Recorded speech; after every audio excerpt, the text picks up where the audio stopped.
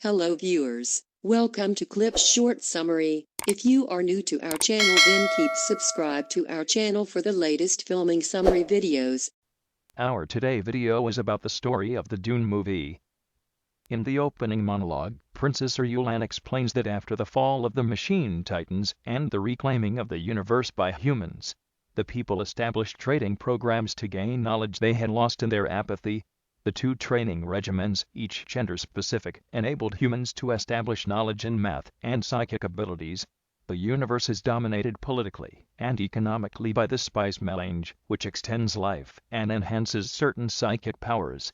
The Galactic Spacing Guild and its prescient alien navigators use the spice to fold space, unsafely guide interstellar ships to any part of the universe instantaneously. Melange can be obtained in only one place, the desert planet of Arrakis, also known as Dune. The inhabitants of Dune, the nomadic people called the Fremen, have a legend that tells of the coming of a messiah from another world. The year is 10,191. The guild sends a navigator emissary to the planet Catane to discuss a threat to spice production with the Emperor of the known universe, Shaddam IV. The Emperor confidentially shares his plans to destroy one of the noble houses, the Atreides. The popularity of Duke Leto Atreides has grown, and he is suspected of amassing a secret army wielding sonic weapons called weirding modules, making him a threat to the Emperor. Shaddam's plan is to give the Atreides control of the planet Arrakis to mine the spice, then have them ambushed by their longtime enemies, the Harkonnens. The navigator commands the Emperor to kill the Duke's son, Paul Atreides, a young man who dreams prophetic visions of his purpose.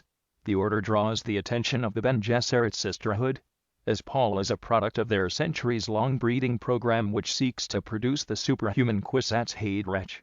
Gaius Helen Moham, a Bene Gesserit Reverend Mother, who serves as an advisor to the Emperor, plans a visit to meet with Paul.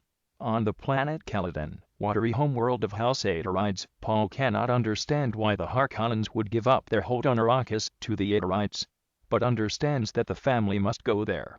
Thufir Hawat, a mentat, tells Paul they are going because of the promise of a new army.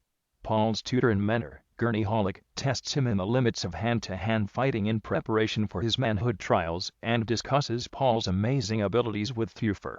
Paul's mother, Lady Jessica, is also a member of the Bene Gesserit and serves as Duke Leto's concubine. The Reverend Mother arrives on Caladan to test Paul. Jessica is worried that her son may not live through the test.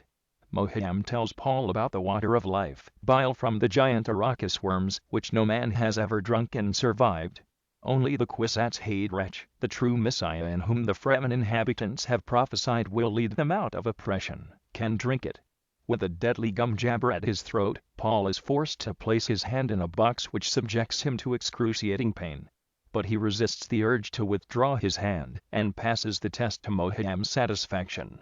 Meanwhile, on Giedi Prime, the industrial homeworld of House Harkonnen, the physically sick, deformed, and sadistic Baron Vladimir Harkonnen plans his personal revenge by finding a traitor within House Atreides who will kill the Duke.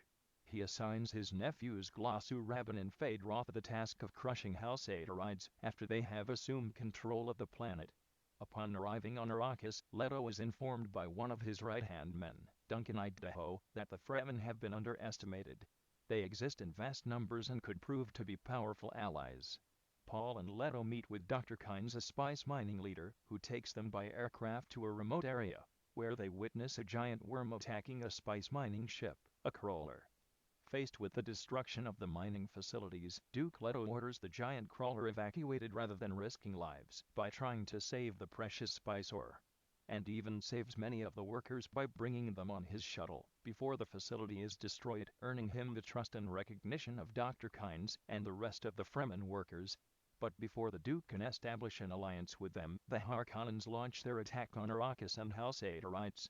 While the Atreides had anticipated a trap, they are unable to withstand the Harkonnen attack, which is aided by the Emperor's elite troops, the much-feared Sardaukar, and by the Baron's traitor within House Atreides itself, Dr. Wellington Ueh.